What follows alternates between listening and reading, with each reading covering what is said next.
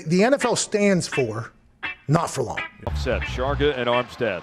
Roll out, Walker still running out. Looks to the left, wide open, Thompson touchdown. Colin Thompson with the touchdown. There was nobody within 20 yards of him. What a catch off the bobble. Colin Thompson scoops it up. Lofting corner, the end zone. It is caught for the touchdown. The first NFL touch for Colin Thompson is a score.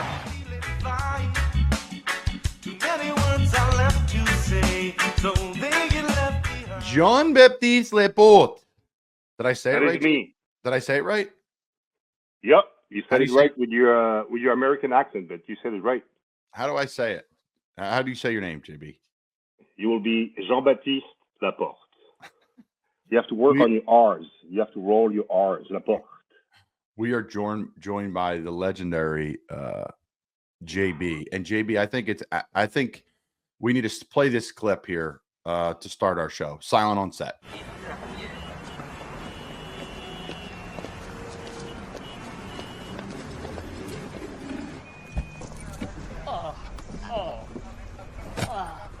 Where you go? 50 Franklin D. Roosevelt. No, get out. What? I don't drive his kind. My kind? Americans, I don't drive Americans. But I'm Chinese. Yeah, but you're with him. And they're the most violent people on earth. Always starting wars, always killing people. Americans make me sick. Look, man, we are not in the mood for this. Me and my partner just got violated by a small Frenchman. Wearing a very large ring. You're a pathetic bunch of criminals who always resort to violence. Always push around the little guy. And that stuff ain't true. America's not violent. Come on, America is a joke. You lost in Vietnam, you lost in Iraq. You can't even beat the Europeans in basketball anymore. The dream team is dead. I didn't hear you, man. Talk about the NBA again. I dare you. I double dare you. Even you skinny women disgust me. Holly Berry. Oh, hell no. There you done gone too far. You want violence, smelly Frenchman? Huh? Do you want violence? Well, you got it. Carter, put the gun down. Say you love America. I love America. Please don't kill me. Sing the national anthem. Allons enfants de Not la... that one, man. Sing the American one. I know it. Oh, say, can you see?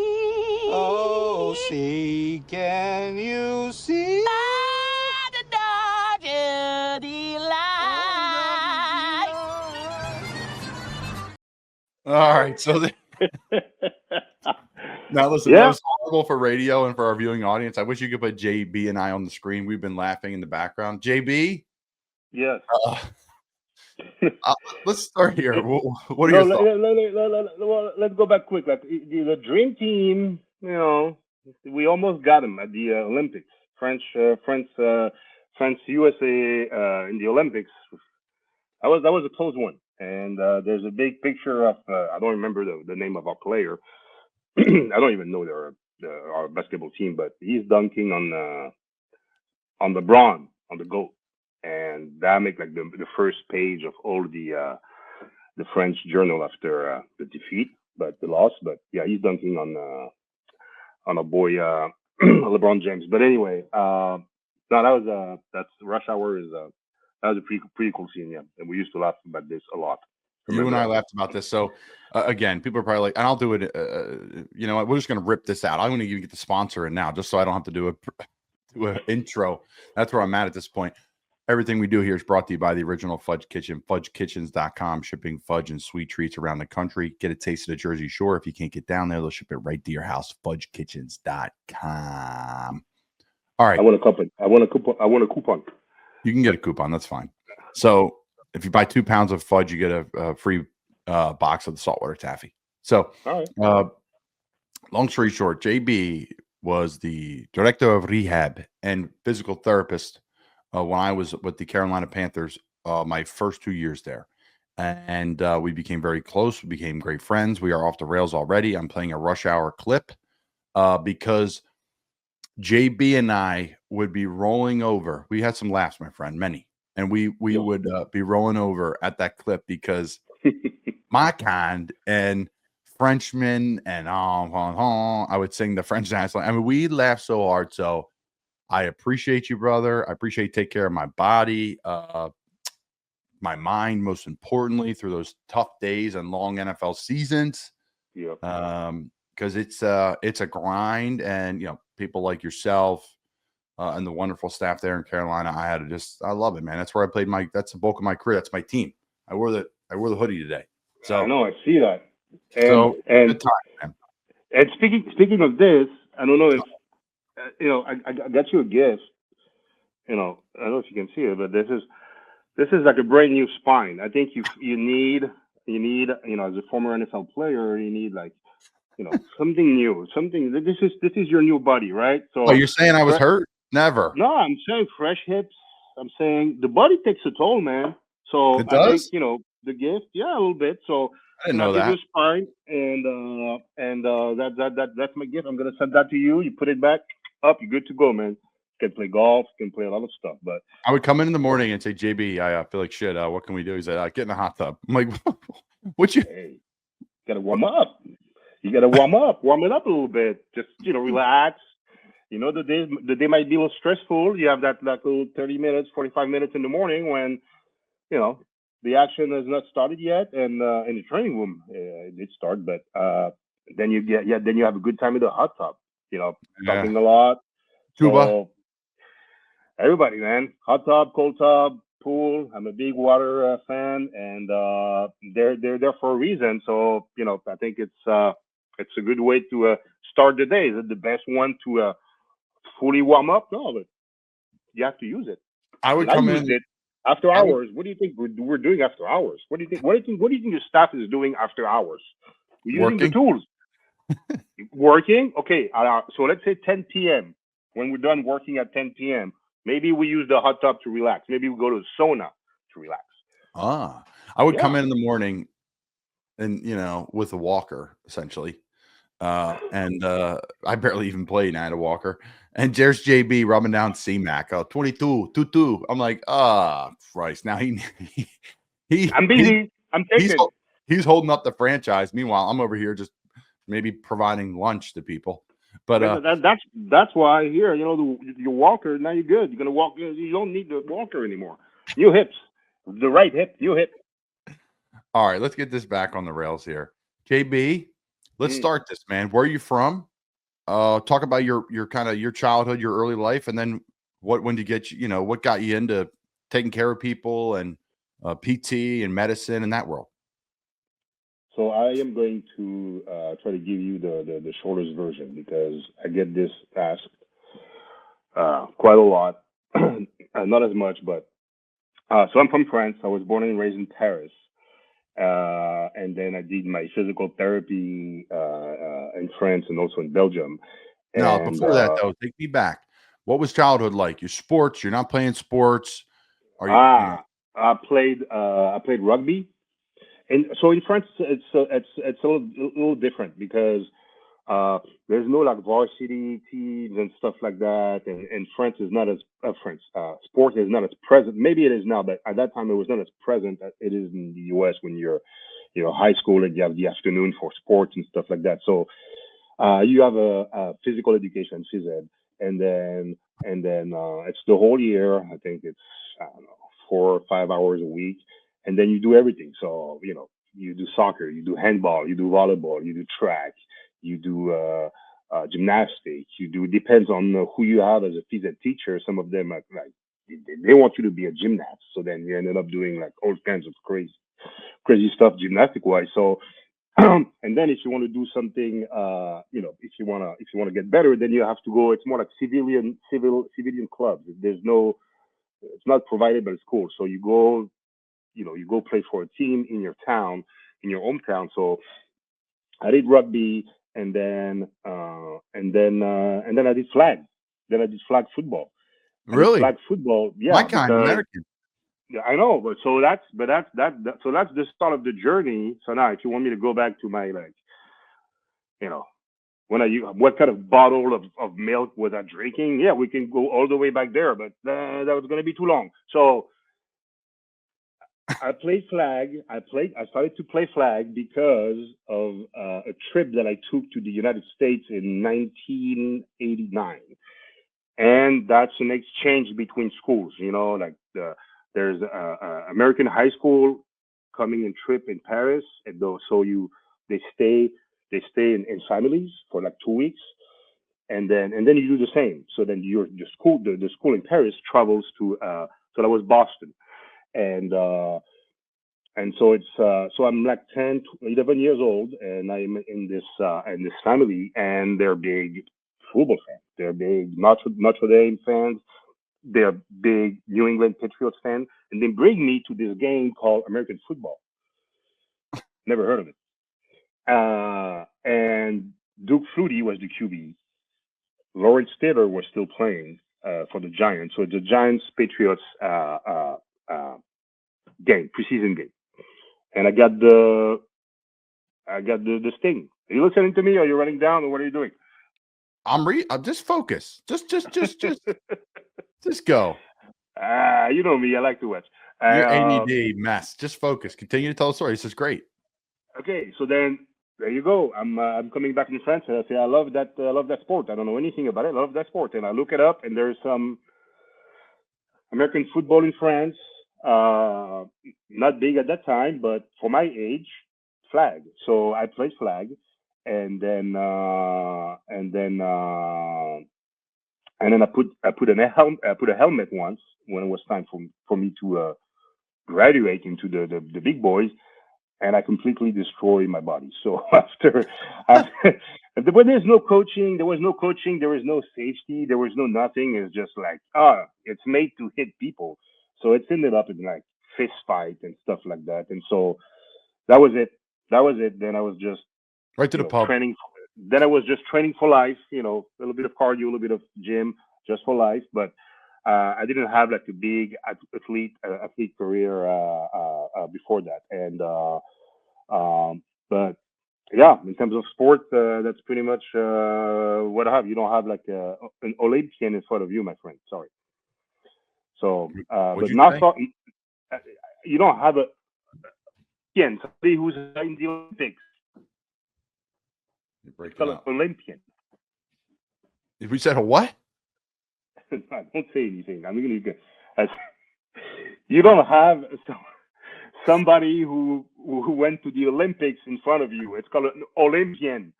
Oh, you went to the Olympics? No, I didn't go to the Olympics. I say you don't have in front of you. You're asking me about my sport. You make me look like I'm saying I didn't have a big sport career. Okay. Well, that's not true. That's not true because you worked in the NFL for how long? You've worked in the NFL for? 11 years. So that's a sport. That we can talk about this later. You have to prep your body. You have to be ready as a support staff to handle the work of the NFL. Everything. Yeah. From pushing to pulling to carrying stuff to 300 plus pounds. Being on your feet all day is a real thing. Yeah. And then so you have to take care of your body. It sounds soft, but I'll tell you this. Of course, I'd rather be playing. But the days where I had to stand on the sideline and watch when I was hurt, I would be so sore because I just would stand. You just stand there like a jackass, and you're just like, this sucks. Like your low back's on fire. You've been lifting all day. You're doing like workouts in the pit because you're hurt. Like it's miserable. I spent forever.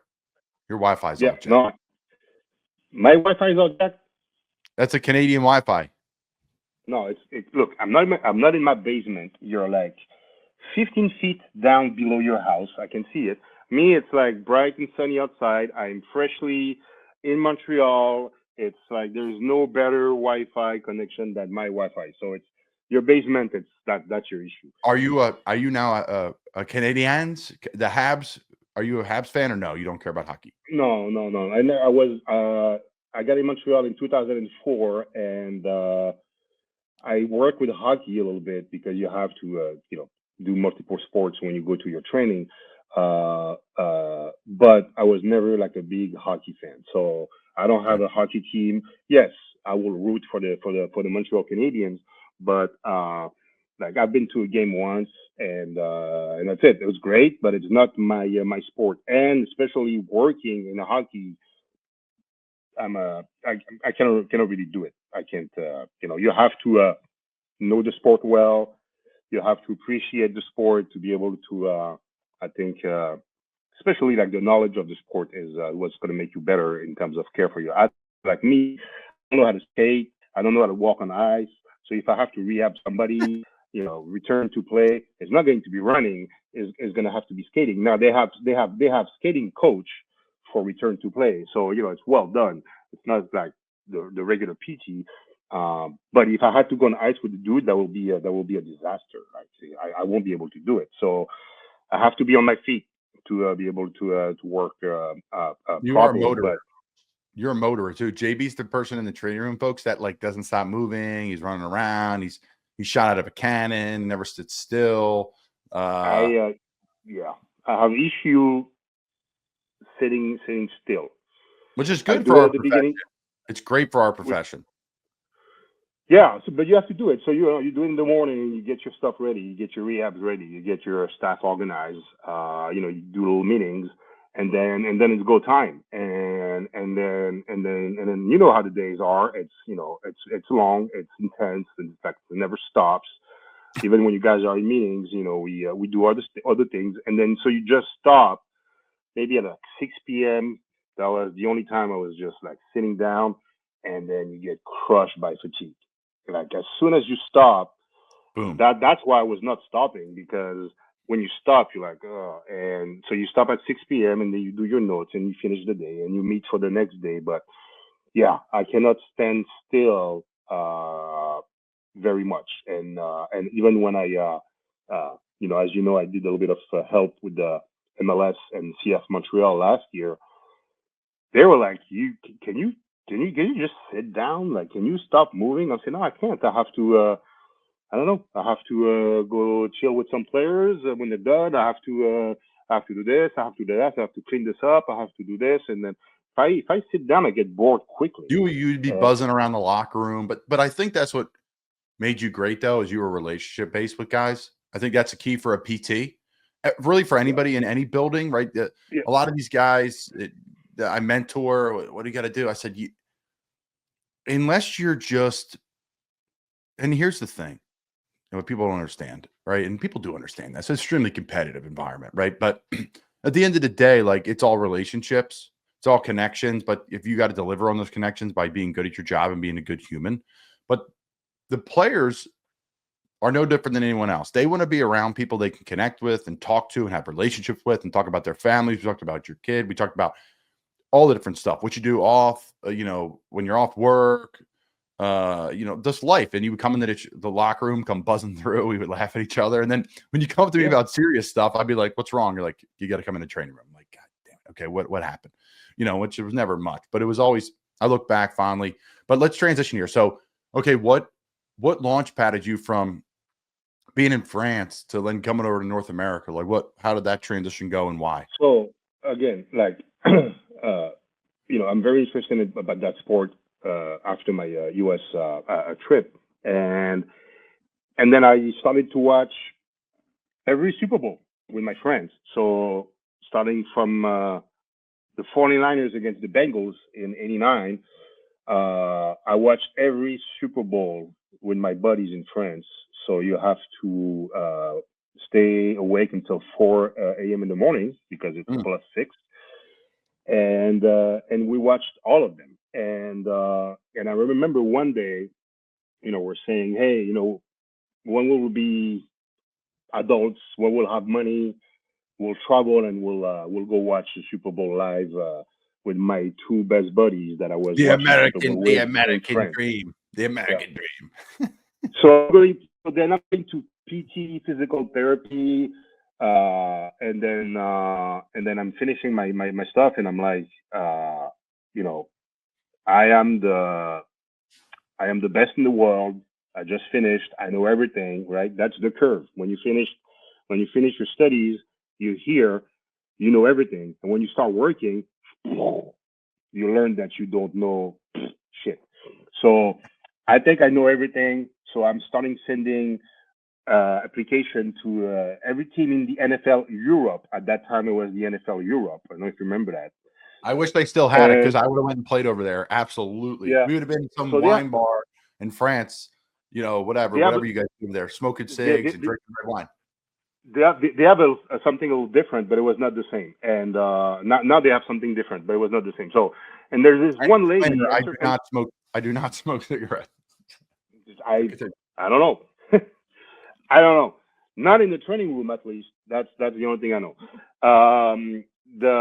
So there's one lady answering me, and she's like, "Yeah, okay, yeah, you want to come work with us? Are you an athletic trainer?" And I was like, "What is that?" And so I started to look into it. I am not, and that's what I decided to leave for Montreal, because they have an athletic training program. So I was already a PT, and so I went to athletic training. That's not very usual, because usually it's the opposite. People get, they're trainers first, athletic trainers, then they become physical therapists. I did the opposite. So I did my athletic training here in Montreal, strength conditioning, coaching stuff too as well. Then I passed the exam to be able to work in the US, and I got my certification. And then poof, they pulled the plug on the NFL Europe. That was 2007. They decided not to have the NFL Europe anymore. So I was like, my only option, if I still want to work in big football, it's the NFL. So, but I'm starting pretty low in the recruitment hiring process. I'm not coming from a big college. I have zero connection, zero. I don't know anybody, zero. I don't know anybody. There's nobody in Montreal who can really help me get a gig. Yeah, CFL maybe, but no, I want the NFL. That's what I want to do. That there is no plan B. So I'm like, I'm gonna give myself 10 years, right? From 2003, I'm gonna give myself 10 years, and if I don't make it, then I'll do something else. So I was still working in Montreal. I was studying. I was still doing all the stuff, but every single year I was sending 32 applications to 32 teams, and no. And at that time, the process to get in was to be an intern. You become an intern. You get yourself as an intern. You earn your strips, and then if you're lucky, they open a position, and then they bring you up as a full-time assistant. I was already overqualified to be an intern, so all my CVs, sometimes people were answering back like, "This is not an intern resume." So my last year, I'm like, okay, this is the last year I'm applying, and then I'm done. And I applied as a full-time. I sent exactly the same thing, 32 teams, but as a full-time with the CV that I had. And then I got a call from Carolina on my last year. On my last year that I was like, I'm done after this one. How'd they find you? Well, because they've been receiving my stuff for like 10 years in a row. So at one point they was like, okay, who wants this job more than any? How about that dude who just kicking door? And they were in the lockout. They were in 11. They were in the lockout, and I traveled to Charlotte, and I said, "You guys not busy? Can I come and see you for an hour?" They got me in for an hour. We shoot the shit together, and then they said, "All right, be on your way." But when the year after they were looking to add a number 4 staff, then at that time the administration said, "Well, how about that guy? How about that guy who's very qualified on paper, and we know he wants it pretty bad?" So they brought me in, and for a one-day interview, and Coach Rivera was there. The GM at the time was Dave Gettleman. Love him a lot, and I flew back, and then the next day they called me and it's like, "All right, you got the job." And and that was 13. That was 12-13. So that was Keekly rookie year. Talk about that nut job. About what? Luke. You want me to talk about Luke? I want you to talk about Luke, one of the baddest dudes I've ever seen in my life on a football field. Thank God he retired when I got to Carolina, because in practice every day would have made my life a living hell. And I will say this, and I've told the story before on a couple different shows.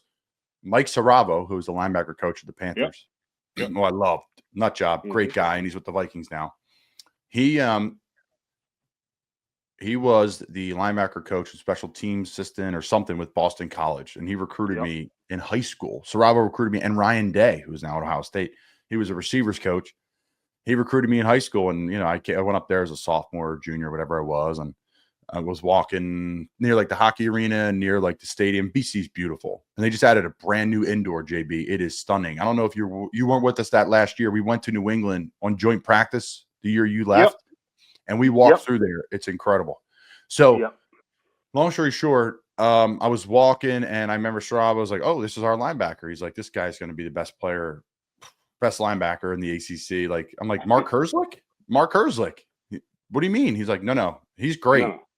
But this guy's named Luke Kuechly. He walks up. I'm like, oh my God, who's this guy? He's like skinny as a rail. He's got glasses. Was he like 44? 44 at that time? Was he like 44 number? Yeah, he had to paint the whole nine. He's a freak. I played with him in the Giants. He was so good. He got cancer, beat cancer. But I know who you're talking about. Okay. Yeah. Great story. Pennsylvania guy. But Luke, who's a Cincinnati guy, Grader's Ice Cream, shout out.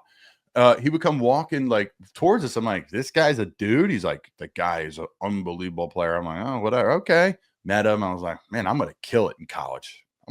This guy's a good player. He's skinny as a rail. He's probably like 6 foot, whatever he was. It just wasn't that big. Wasn't that intimidating. And no. back in the day, the linebackers were huge, like big. The guys I was playing against in the SEC were like 250 plus. Now, Luke is a big guy, and Luke's, when he played, was a big dude and in great shape. But again, you got to think freshman in college, Luke Kuechly. I was 6'4", 250 in high school. I'm the same weight I was now. I was just sloppy with a gut. But I did have that in pros too, but that's neither here nor there. I had to be beefy for full padded Wednesdays. You know what I'm saying, G? Oh, yeah. We'll talk about that if you want to. Yeah. So long story short, I was like, okay, great. And I'll never forget it, man. I turned on TV and watched this guy take off, and he was a stud. So just talk about Luke. I know you have a lot of personal relationships with a lot of guys in Carolina, but Luke is a person, Luke is a player, maybe a good story.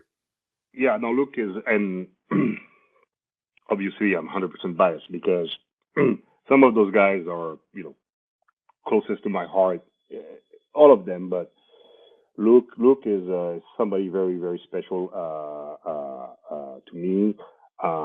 He was here for my wedding. If we just go back in time like that, but you have to. People know about Luke Kuechly, about who he is outside of football, who he is on the football field, who he is in a meeting room, who he is in the locker room, who he is for his teammates. People know, people hear about this, but until you really see it, like it's mind blowing. It's just observing it. It's sometimes you just watch and you just watch what's going on, and you really see. I mean, everything that people talk about, but it's like deeper than that because I don't know. It's what it did to me. I was just in pure admiration about the human being that he was in terms of kindness. Luke Kuechly was helping us cleaning up the training room at the end of the day. That's the kind of guy, helping putting back the plates on the racks in the weight room, helping the strength coach cleaning up the bars and stuff with the he was that's if he was seeing you doing something, he was helping you doing it, and then just polite, kind, everything, and on the field, you're like, oh my God, like this is somebody different. But he was different just only on the field. He got out of the field. He was never,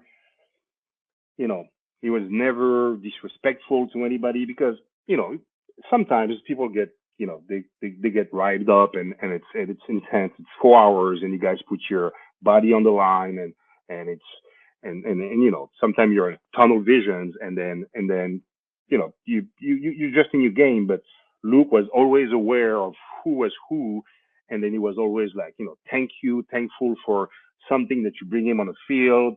He was communicating with you. He was just not only in his in his game. He was in the game, but and just he knew everything. I mean, everybody, everything that you see on YouTube and all the stuff, it's true. Like I saw it, and it's just fucking crazy. So you become a fan of watching Luke Kuechly play. Uh, Even if you're not a big like football guy, and defense is a little bit more obscure to you because you like big plays and offense, and obviously it's a passing league now. I think people, when people saw Luke Kuechly play without knowing defense, they knew that guy was special.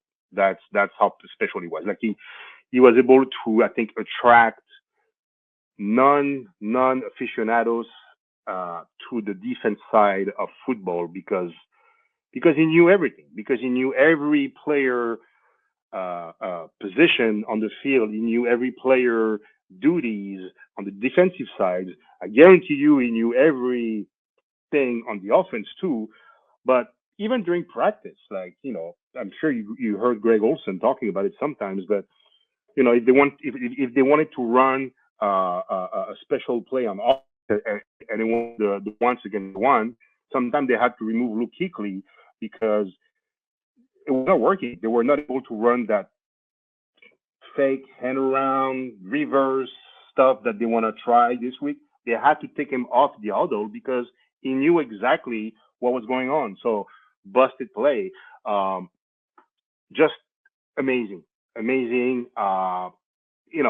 It's difficult for me to talk because like it's like I lived with him for his whole career, and we grew up together in this world named NFL. But he was great, man. Everybody loved him. He was great. He was always coming in the training room just to get stretched, just to chill. He was showing like magical trick to interns with cards. He's a big magical trick guy. Like he knows so much about just football. He knows so much, like fishing and everything like this. He's a Again, big everybody fisherman knows too, it. yeah. We've Yeah, talked about but that a little. That was our connecting piece, right? Because when he was a scout, I'm like, oh, that's Luke. Okay. Because again, you got to understand this from my perspective. Like I looked up to this guy, and then this is what happens. And then you get into the league and you're like, oh shit, that's him. And then you're like, okay, I got to remain calm here and have a conversation with him like a pro. And he just like looked me right in the eye and was just like, hey, Colin, I'm Luke. And I was like, okay, cool. We met back in the day, Luke. Mike Saravo, BC. He loved that. And then we started talking fishing. We started talking Key West, where I spent a lot of time. That's it. And then you're like, boom, okay, this is great. And then guess what? 2020, I'm laying in bed. I'm like, shit, it's only Ian Thomas and Chris Manhertz. And there's a couple other tight ends, but I don't know. And he called. I'm like, I'm not getting cut, I don't think. Maybe I will, maybe I won't. I get a call. Hey, Colin, Luke Kuechly, Carolina Panthers, bring your playbook. I'm like, God damn it, Luke. So the guy I met to start my career essentially in 2009 was cutting me in 2020 during COVID, which was a shit show. We will not get into that. That was a wild year. I kept a journal during that. I kept a journal. You came back after, right? So then exactly. Then we were on together. Not you guys, not your kind. We put people on IR, and Rule called me. Correct. Rule text. It was a special moment for me because I played at Temple and I'm a Rule guy and all this stuff. And let's be honest, I was the least talented of the Rule guys. Like everyone's like, oh, Rule's bringing in his own guys in. I'm like, well, I mean, PJ Walker was like MVP of the XFL. Robbie Anderson at the time was one of the best receivers in the NFL. He recruited DJ Moore to college. That's a Rule guy. Like, what do you talk? Like, that stuff was very vague. Like the Temple guys that were Matt Ioannidis after you left was like unbelievable in Washington. He was a big time contract guy. Who else was there that was a Rule guy? Hassan Reddick. I mean, that guy was lights out. So I kind of rolled my eyes at that, but I also took it to heart because, like, yeah, of course, I got there because of my relationship with Coach, but that's not why I stayed there. And I got into building and was just fit in like any other fourth or fifth tight end, third tight end on any roster. But Rule called me after It was a long text, I think. I just want you to know you earned a spot on this team. And it's not because of me. It's because of people in the room that vouch for you that weren't Temple guys, like Joe Brady saying, and Joe told a great story too. On that cut down day, Joe said, Colin, we're going to bring you back. Joe was like the first one to tell me because I got cut, and you're just going through the room, right? You go Joe Brady, Brian Angelico, Matt Rule. You're talking to everybody. Marty Herney, and who's good to me. And,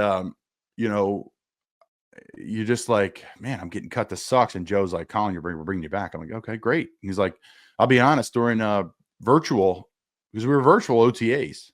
Yeah, that's right. Which helped me, by the way, because I hated it being there. I thought OTAs, we went backwards as players. You don't have enough time to train. I'm training 3-4 hours a day training in the off season because it's a full thing. It's everything. It's swimming. It's biking. It's to get really ready to go. Yeah. But in OTAs, you got 45 minutes and a little bit of run, and then you're off. That's not real. That's it. I would get put on. Hey, that's what you guys wanted when you signed your the CBA. That's what our union wanted. Yeah, but it should have been 4 hours of training. It's just, it wasn't. No, it's not like I agree. I agree with you. I'm not a fan of it. It's. Don't bring us in. Bring us in. My opinion. You have like a 2-3 week off season. You get the base of the playbook going. You send guys home with stuff. Virtual meetings. You get the playbook down, and then I think personally, we should come in the month of July, and we should build up, ramp up into it, give everyone a real long weekend off, and then go to training camp. I think guys are in great shape now. I know that's loaded and people hate that. I'll finish the story, but the bottom line was, Joe Brady's like, I was going to cut you virtual because I didn't know who you were. And we were trying to add another player, but thank God I didn't. That was a moment I'll never forget when I'm like kind of down in the dumps and, I'm like, what, career and this. Right. So, but I do think that the OTAs and all that, I think it's to me, it's you are like, all right, great guys. Personally, I would do it this way. Let's just say it's Monday through Thursday, every day from, let's say you have 4 hours, every day from 9 to 1. That's what usually it was, right? Yep. Like to me, breakfast 8 to 9, but from I would have film day. I would have days where we're watching a lot of tape and then a lift, but you can't do tape, lift, field. It's not enough time. Everything's sprinting. And so it's like a film day and you lift. Offense, you watch tape. Offense, you're in the film room for 2 hours, right? Which is great. That's plenty of time to get into film and learn the playbook. And then you defense is lifting and running, right? And then to me, also it matters what your facility looks like. Like in Carolina, we got to walk, a quarter mile to the out. That's logistically an issue. Takes some time, because it takes up time, and then you got to warm up. And it sounds kind of people may be listening like, "What are you talking about?" It's no big deal, but it does when those days where you only have 4 hours to get your day done. So what I would do, JB, I would go to Jeremy Scott and say, Jeremy, I'm not lifting today with the group. I'll come back after and lift. I remember. So I would watch film and tape and get that. And then after, I would lift for an hour and a half, 2 hours, because I could get a proper lift in, eat a meal, not so. Yep. And then doing that also, just so everybody's listening is clear, was allowing Colin Thompson also to have the full training room for himself when it was done lifting at 2-3 p.m. when the rest of the crew, the 90 plus players, are gone, and you're like, no, there's still a dude banging weights in the weight room, and now he wants to chill, and now he wants to have a little coffee and JB's coffee, or he wants to get his lunch in JB's coffee, and JB's super happy, but JB's looking at his time and is like, it's Friday, man. Because I like to lift on Friday. No, I was out of there Friday. You kidding me? Out of love. It's all love, brother. All love. We had fun. But but it's always cool to have guys hanging around. So if we go back to Luke was a guy who was hanging around. He loved football. He loved the team. He loved his teammates. He loved the staff. He was so good to the clubby, the support staff. And he was the last one in the locker room talking to equipment. He was coming to us, sitting down with us, and then many times. Now those guys. We feel like it's a one-way thing, and then they come to you to talk to you about their stuff.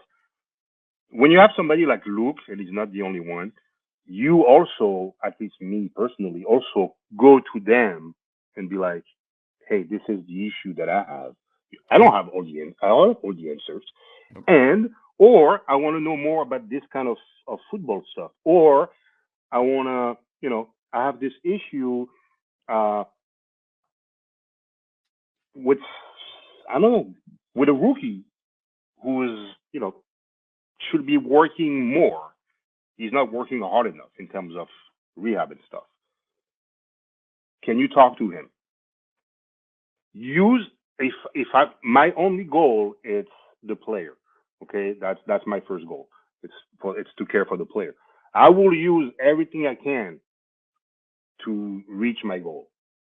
And if one of the tools that I have is an all pro defensive player of the year, all time linebacker that's gonna just say to this person, "Hey, make sure you do your stuff in the weight room. Make sure you do your stuff in the training room." And he Then I'm knows gonna how to use. go to them and articulate it in a proper way where Yes, he's not yes. an ass. He can just No, say, of course not. hey, brother, let's get you in here. Let's sit in JB's cafe, sit down, Yeah, we beat BS. And then all of a yeah, sudden, and that's what people don't understand. It's a people thing. Like right. when you get to the NFL, everyone's like, what's everyone like there? I'm like, 90% of the guys, maybe more, are great men because you don't make it. And listen, if you're an ass, man, you better be unbelievable or you're gone. And I Yeah, probably played with maybe less than a handful of guys that I didn't like in my 7 years. yeah. And then I'm the same. If you ask me anybody I didn't like, I cannot point somebody because There's a couple. I never had an issue, but like hate that guy. No, never. You have to, like you said, the human part is uh, so important, and the cool stuff, difficult stuff. Also, it's you have 90 different personalities, but your playground to have relationships with people in term on the human side of things is endless. It's It's incredible. endless because you learn how to approach, you learn how to you meet them, you learn about them, and some of them are like this, some of them are like that. So I know for me, who some people don't like it, some people are like, no, whatever. Then, but if you are into that exchange, human relationship, and you're also, I was blessed, to be able to work and to get there, to get where I wanted to be, which was the NFL, because my journey was not a straight line. It was like this. I'm not here to complain, but realizing that I was who I wanted to be, and I was surrounded by these best football players in the world. I wanted to know them. I wanted to hear about them. I wanted to, if they want to share, I wanted to have another relationship than just like, hey, get on the table and I am doing some ankle moves and stuff like that. So I was blessed to be surrounded by very, very, very good people in the players, and of course, Luke was one of them. Is he unique? I think he is, but everybody's unique in their own way. Just He's him, unique he has. because he really gets it. Like Oh, he yeah. he gets it. He's a guy. He's a general manager while playing football, and not the GM for the spot of No, cutting players and signing and trading all that draft. I'm not no. talking about that. I'm talking about there's very few that truly care about everyone on every level, that get it, that aren't in it to just get in and get out. And there's nothing wrong with getting in and getting out, right? Because at the end of the day, your job is for the 2.5 hours, 3 hours on Sunday. That's it. Yep. But what people don't understand, and I've mentored a lot of young kids, so when I speak about this, this is not just me bullshitting. And I live this. I try my best to be closest thing to Luke Kuechly as possible because people talked about him. I do it innately. I don't mean that to pump my tires, but I truly care about everyone on all levels. I just wasn't a Hall of Famer. So, and then that doesn't matter either. But my point is, like, to these young kids and these people listen to our show and these young professionals, you talk about JB, it was a rocky way to the top. That's everyone's story. Very few are number one player in the country in high school, in college, and pro. Very few. Some are, but very few are. You know, it's an elite club. But at the end of the day, like how you treat people, that helps you play better because people pour into you, especially in a building. And I'm mentoring kids right now. They're, what can I do to improve my tape? And I'm watching his tape. And I'm like, yeah, you're good. You want to improve your tape? Be a better guy, right? Because whatever. You got to just be a good person. And people pull into you. And everyone gets that twisted now. I think it's a very microwave society. It's a long game. Number one attribute is toughness. Period. I don't care what anybody says. And how you treat people. And then you'll be fine. You have those two things, shit, you got a head start. Yeah, and then you guys are so athletic, so talented that on the physical aspect. Come on, man. I mean, with all the hot tubs that you did, I know you were very, very, very athletic. You guys are so like that 1%. The thing that's gonna differentiate you guys, it's like, yes, the human part of it, and also the studies. And if you want to talk about somebody who studied everything, that was somebody like Luke Kuechly. And I remember doing some, sometimes you guys have to do like a little homework on the Friday that you have to give on the Saturday to the coach, the defense, offense, or the X and O's and stuff like that. And he was doing it sometime. He was doing it at the team hotel. I loved, so if I didn't like to be around guys, and if I didn't like the human part of it, like I will be avoiding the team hotel, the home team hotel, not the away team hotel when you have to go. The home team hotel, I wanted to be at the home team hotel every time. Usually you switch, usually you do a rotation because you have to stay overnight. I wanted to be at the team hotel all the time. So my colleagues were like, great, perfect. Because I wanted to be in the meetings sometimes when coach talks. I wanted to have food with the guys. I wanted to watch the NCAA, the primetime game on the Saturday. And then, 10 p.m., everybody goes to sleep, blah, blah, blah. But I remember doing like some X and O's with Luke. And there was a question. He was like, what do you think? So I was watching him just like doing this. This guy has to drop this guy. So very interesting. Very, very interesting. Great guy. Great. I mean, you know him. And there's, I don't know, show me somebody who can tell something wrong about Luke Kuechly. Yeah, I'll be very curious. I'll be waiting. I think I will have gray hair before I hear somebody saying something wrong about Luke. So, he's a very, very, very close to my heart. He's not the only one. You're close to my heart too, my friend. I love you, Hey, it's the human part of it. Okay, we'll do whatever we have to do, but if we have a great connection, then when something goes wrong, and you're like, hey, I don't feel right, like I am winning. I'm going to win. Me as a therapist, I am going to win because you trust me, because we have a good relationship, and because I'm not going to bullshit you. I know, I'm confident I'm going to be able to help you. Can I do miracles? No. But if I spend enough time willing to help you, if I spend enough time willing to discuss tough situations, practice status, things like this with you, then we are going to win. It's not I'm my bad. It's we are winning. It's always a two-way thing. But you say you're winning because your number one goal too is the player. So yeah. And I know I'm winning because I know we're gonna get to the. I know we'll meet in the middle. I know. Rehab is a two-way thing. Strength conditioning, care of the players. You cannot just be like JB. That's the only way. And then Colin Thompson, I don't care. You're gonna do exactly what I'm telling you to do. It's not working like this. even with, and especially, vets, you have to meet somewhere in the middle. If you don't have that human aspect, that human approach, that respect, you can't. If somebody doesn't want to do something, you can't force it. It's not going to be good. And just example, like people try to fucking push needles into everybody. I know you're a big needle guy. I know that. I'm not anymore. Okay? I'm out on it.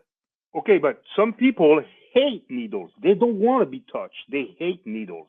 And hey, I think that will be good to drop a needle in this. No, I hate needle. That's it. End of the discussion. We have other tools to help you. I am not going to be like, no. Let me put something into your skin who is going to go into your, flesh. Do not force anything on somebody. You have to, have a certain authority, and you have to be a mentor and guide for the rookies and so that. But don't force anything. It Here's has a coach, to. though. Coaches are the What'd you same say? way.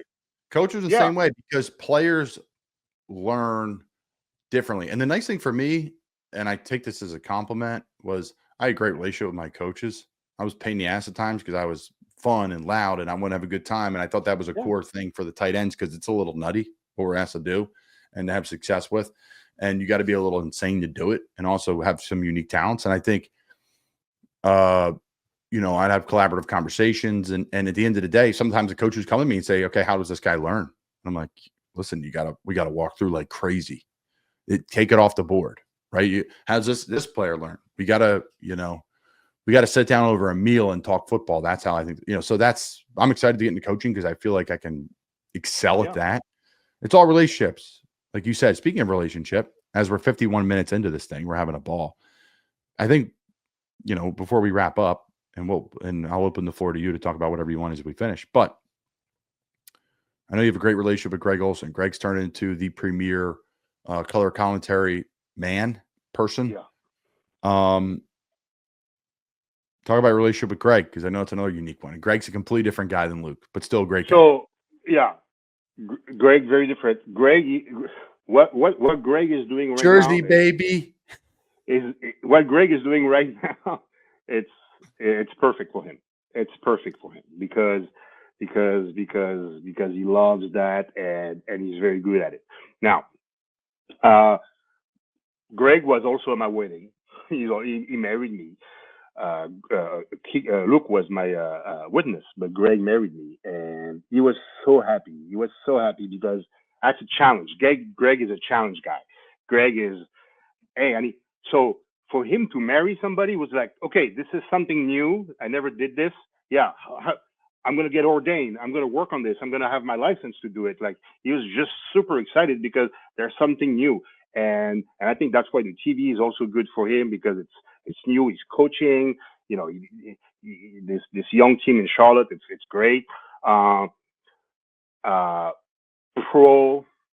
I mean, if you want to talk about Greg, Luke, you can put McCaffrey in it if you want to. Intense. If you ask me, what's the common thing? Intense. That's what I saw. So you practice with intent. And people would tell you, oh yeah, it's normal.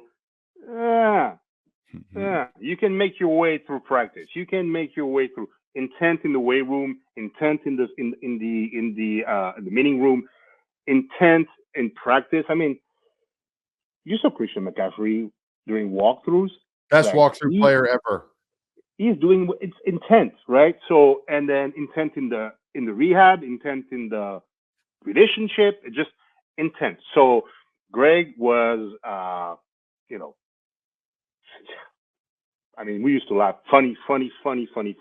Big mouth. Yeah. But we need that. Big leader. Just he loved France. He loved France. So we used to compare outfits and stuff like that. And it was, I gave him a little scarf from Paris for Christmas. And usually players take care of their people for Christmas. Like you, thank you very much. I got still having like a nice little blanket, homemade bottle of wine. Yeah, but come on. I was giving players some little gift.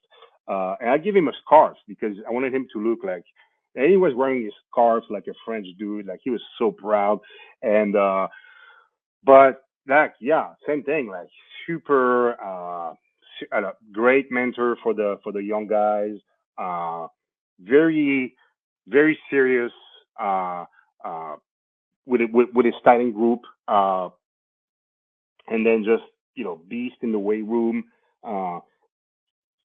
He was open to try many new things. But he had his routine. It was very, very routine. Well, everybody's a routine guy, but Greg was routine guy. And what was very, very appreciated with Greg too, it's he played for a long time. You played for a long time too, and every year is different. So if you expect to do the same thing to prep your body the same way you prepped the year before, it might not work because your body is not the same. You got hurt, you got banged up. So Greg was always, not changing, but adding or he progressed like that. And it was funny because we were talking about it because he was warming up for 45 minutes before warming up on the field. Like he was getting ready to get ready. Yeah, and I always appreciate that about him because he was always like, all right, this year I want my ankles to be no. This year I want this. What do you guys think? Blah blah blah. And then he was always adding more stuff to keep himself healthy. And one thing that he told me, and I think that's a good thing, it's especially in the NFL. There's a lot of players. The staff is consequent, but it's not very very big. Could be bigger for football. I think the staff could be bigger. Yep. And he was always telling me, or even athletes or rookies, you have to take care of your body by yourself. Now, use those guys. You use people to give you advice, to show you an exercise, but then do not wait on a specific person to help you warm up or to help you get in shape. You have to learn to do it yourself. If you're not independent at some point in this league, or you have to be, especially for the the new guys, the young guys, not the big contract guys. They might end up not having like a spot in the training room right away, and they might end up doing their own stuff. They have to do something. Have to do something. That's why I They tell have to these do young something. guys, before you come in the NFL, and squeeze every ounce out of that college program, every ounce of your PT. Go back to them during the off season. Go back to them. Learn. You got to educate yourself, man. You can't just flop on the table. You just won't make it. Just won't make it. And so Greg was like that, and he was also bringing, young guys to do some of his warm up, knowing that it's not because it's working for him that's the worst thing you can do. It's not like it's working for him that it's going to work for you. It's the same for me. Like I'm a PT, AT, whatever, strength coach. Okay, I do something that I like and it's working for me, so I'm going to put this into Colin Thompson program. That's not good. That's not good. Some things are standard, but you cannot say this is working for me and it has to work for Colin. Everybody's different. So, but what I appreciate with Greg, he was always like, hey, come with me, I'll show you this, but then consult with everybody else to make sure that's the right thing for you. So, but great guy, great, and then super caring, super generous. Also, he told me about Brian Rocker with the Bears, and he was always telling me that when he saw Brian Rocker treating people right in Chicago, he said, that I saw, you have to treat everybody right. You have to treat everybody. Plus, he was already like this, but he was really like marked by Brian Rocker because he told me the stories. And he was like this. He was like this with the support staff. He was always very, nice to us, generous to us, big hugs, a big hugger. I love his family. Baby. Bruce. Jersey baby, Bruce. Yeah, I'll send you pictures. So maybe you can put some pictures around our talks at one point. But I Plus Greg, very, tremendous. I don't know how he does it. His family. Nothing was easy for him when I first got there, and he was keep coming to work. He was hustling between caring for his family and work, and never complained, never. His son Just had like, some childhood cancer stuff. yeah, it's I don't know if I want to talk about the specific details. No, but I here, know for people that don't know,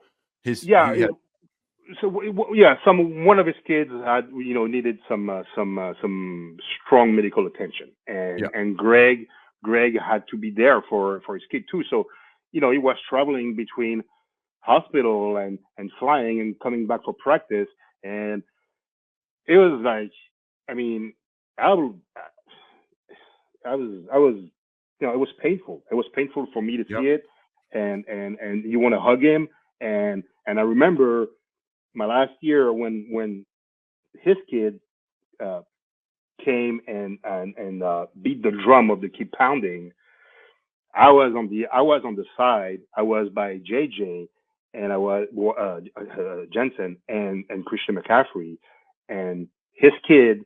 So Greg is around, but his kid comes and he bangs, and I broke down, like not a quick like drop, like Christian and JJ turned and then just put their arms around me because I was so bad. It was so bad. Like I was crying like a Frenchman. It was too much. Well, yeah, but also, we're sensitive. No, but it was also, I'd be crying my eyes out too. I didn't know. It was just too much. It was just too much to see this little guy fighting, keep fighting, and be surrounded by people. I mean, it's tough. It's tough, but love the guy too.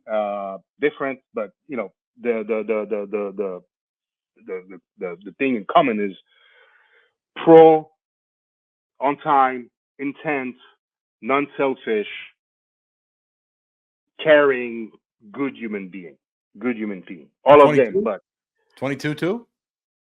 22 too, same. The difference is the jersey numbers. But now, do you want to do first round picks have something special? I think so. I think first round pick are first round picks for a reason. You can talk about athleticism. You can talk about a lot of things that coaches see. The stuff that I saw after 11 first round picks, it's they have something. They have a gift, maybe, but Cam, Christian, Luke, DJ Moore, Brian Moore. Burns, all those guys, like Derek Brown.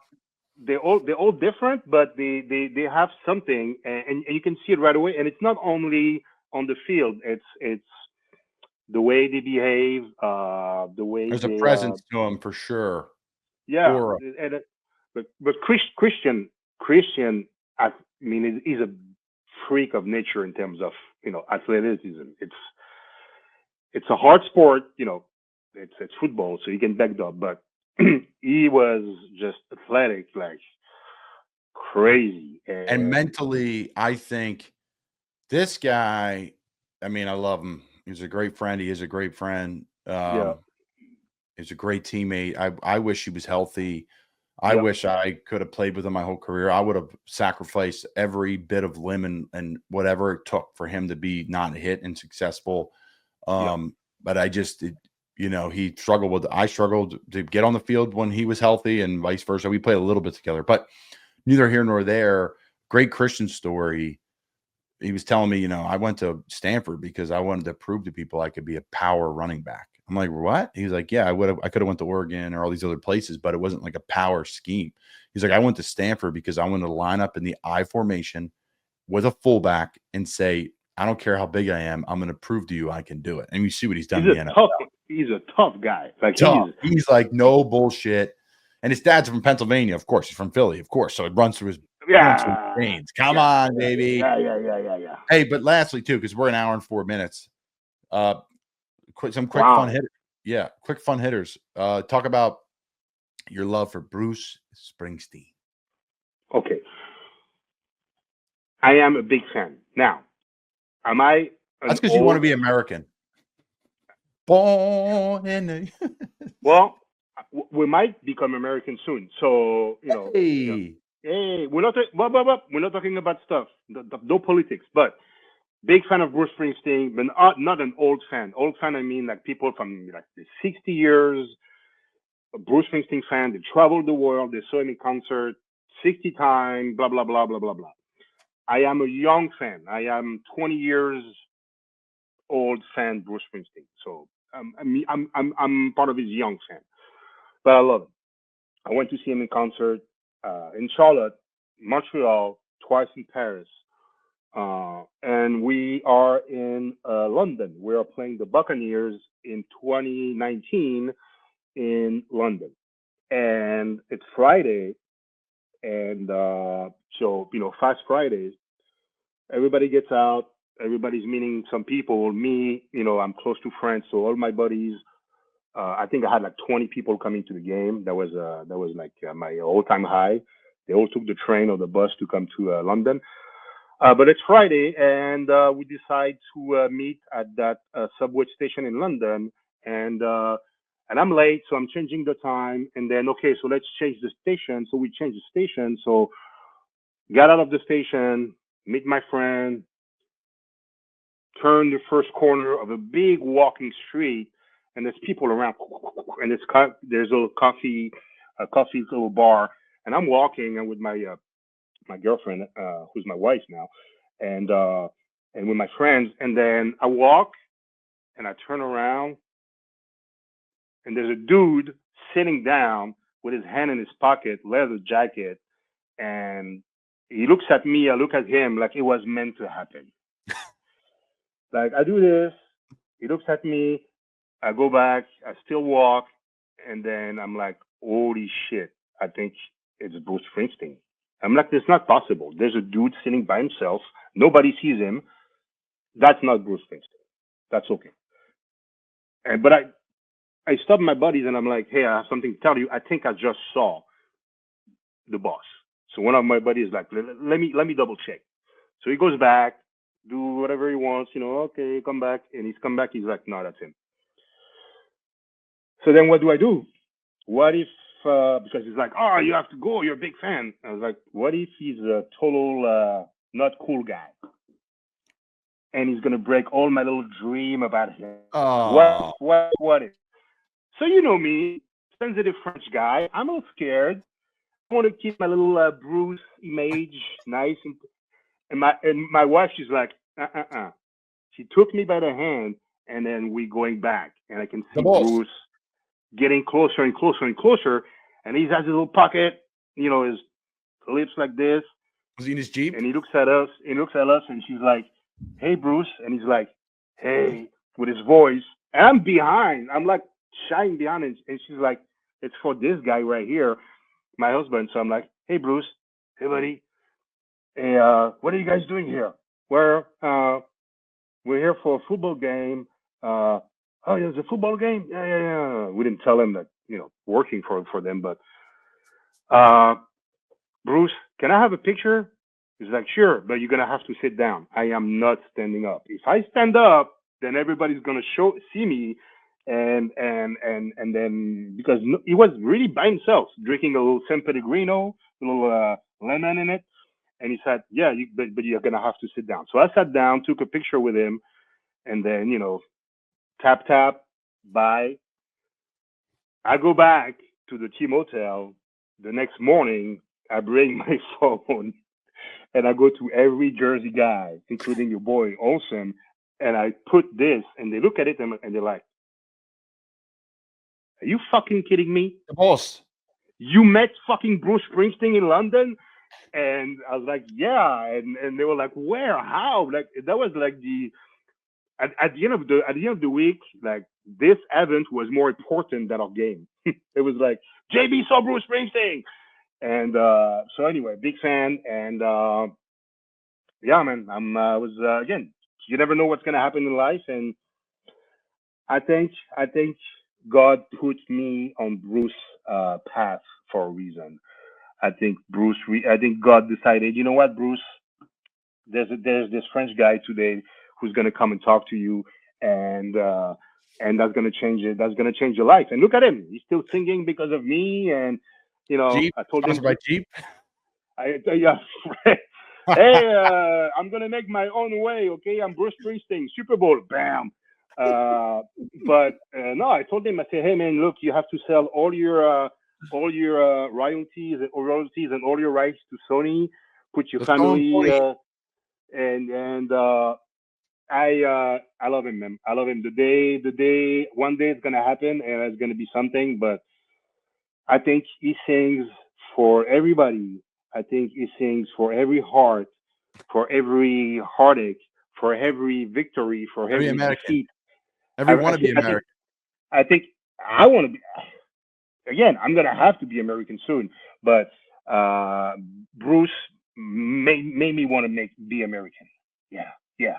And but no, he's great. I mean, he's known everywhere in the world. So him being sitting down by himself in London, like it's not normal. Like you bring him anywhere in the world, people will jump on Bruce Springsteen. So that was really strange, bizarre, and nobody saw him. Nobody saw him, and I left him alone. And he was very nice. But he's the best singer. He's the best songwriter, and I'm a big fan of the boss. Yes, sir. Yes, sir. As we wrap up, anything else you want to talk about? Anything else I want to talk about? It's always the same thing. Like you're finishing this and you're like, I wanted to do this. I wanted to do that. Look, the thing I wanted to say, because I don't know if that's going to be your last podcast. I don't know if it's going to be. We never know. We never know. So, you and I spoke on the side anyway. But I wanted your people who are listening to this know that Colin Thompson. If you trust my 11 years about being surrounded by great people, great athletes, great blah, blah, blah, you're one of them. You're at the top of my list. You're amazing. I always thought you were, and since the first day I met you and I put you on that little wobbly thing because I didn't have time for you and your Achilles because I had other stuff to do. And I said, jump on this. And you were like, this guy is a joker. And then, but I saw him working hard, leading, not asking for anything, grind, the typical definition of a hard-nosed football player, selfless, who is just here to help the team. And it's not about you, it's about the team. And nobody is above the team, in my opinion.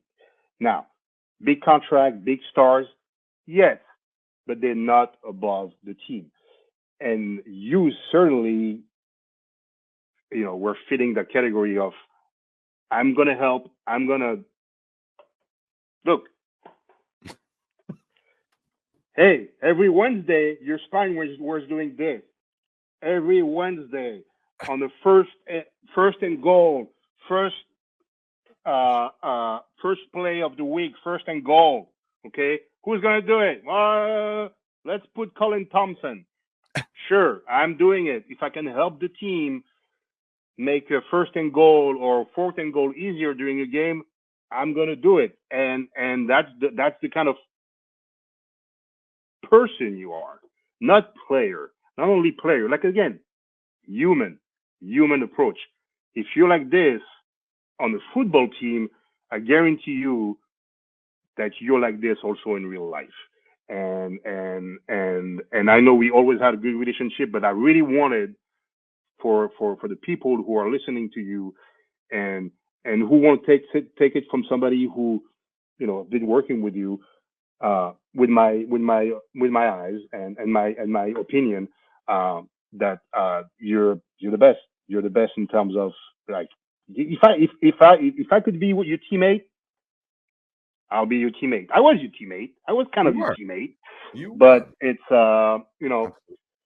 it's yeah, and it's always hard, when I left Carolina, and you remember that day, and I met players. I was sad. I had to leave.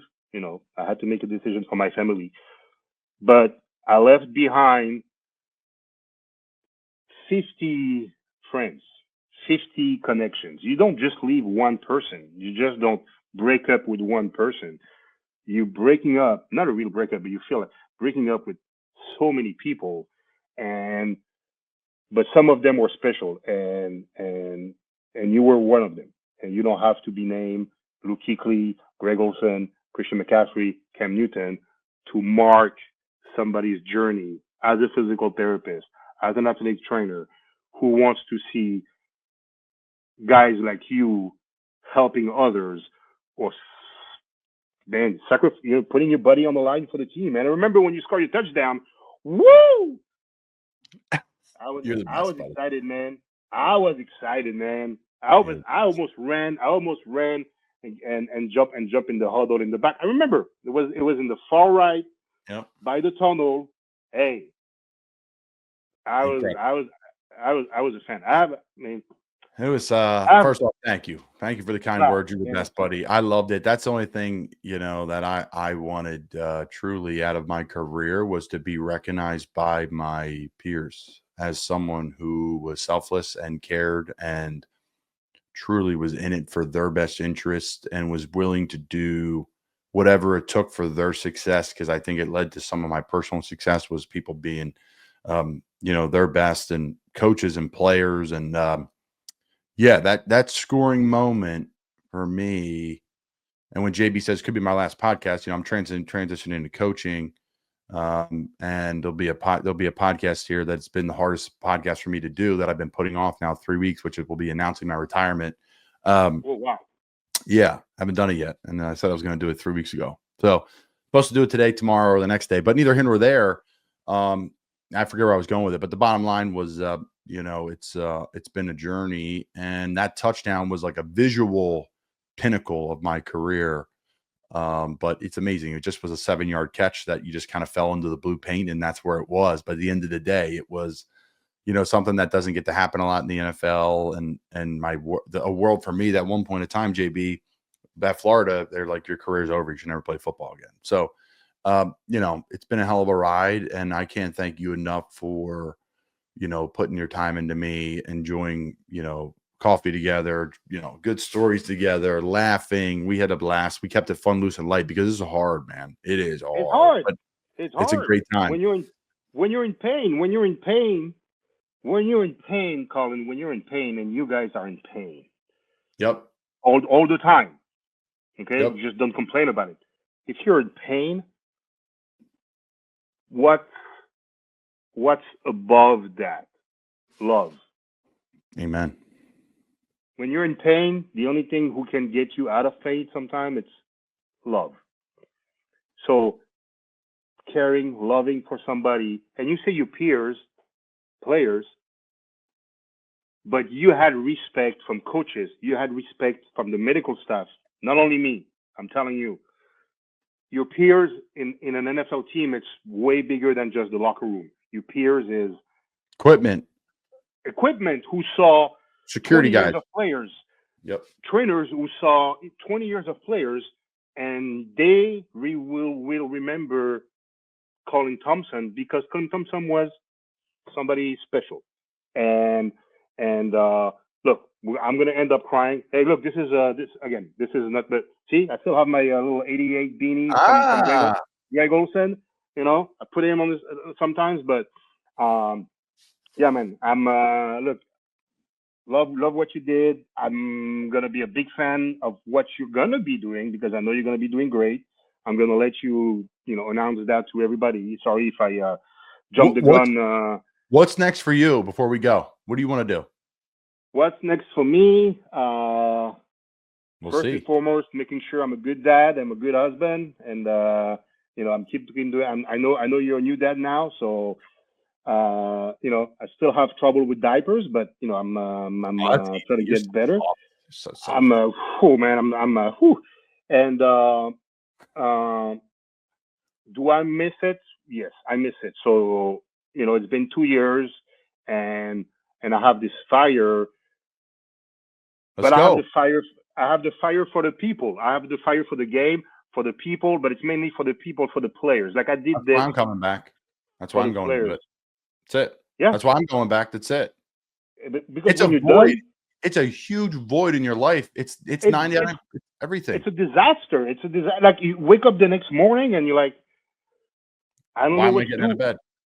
I don't know what to do, and who am I? Because I was an NFL player. I was now, of course, your husband, your father, Yeah. but professionally, who am I? And you know, me, I was like, I was an NFL physical therapist, strength coach, and now who am I? So you know, it's part of the process. But if you ask me, hey, do you want to go back? 100%, I will go back if it's the right fit, and it's mainly to meet more and more and more and more people that I'm gonna bring love to, especially when they're in pain. And but I will never forget all my guys that I had before. So it can stop right now. It can stop right now, and I'll be happy forever. But if you tell me there's many other Colin Thompson in the world who are coming out of college and they're gonna be in the NFL for a little bit, I want to meet those guys too, and I want to have and then I'm gonna write a book. You might have a chapter in my book, man. It's gonna be in French. It's gonna be in French. I have to attack the French market. It's oversaturated here. In French, they're gonna love it. A story about the NFL in Francais, they're gonna love it unless we're being attacked by the US because you guys need wine. Then our boy DT is gonna decide to invade France because we need wine. They have great wine. And let's not talk about that. Let's go to Mark. I love you, buddy. Thanks for coming on. All right, my man. God bless you, brother. Bye bye.